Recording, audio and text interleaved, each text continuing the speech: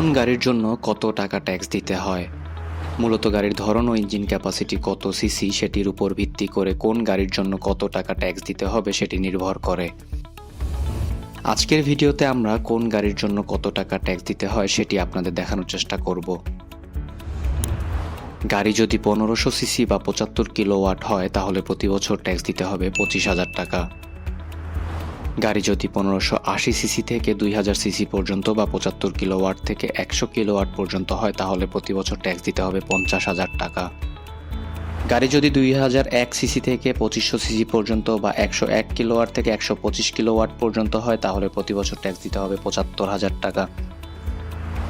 মাইক্রোবাসের জন্য প্রতি বছর ট্যাক্স দিতে হবে 30,000 টাকা।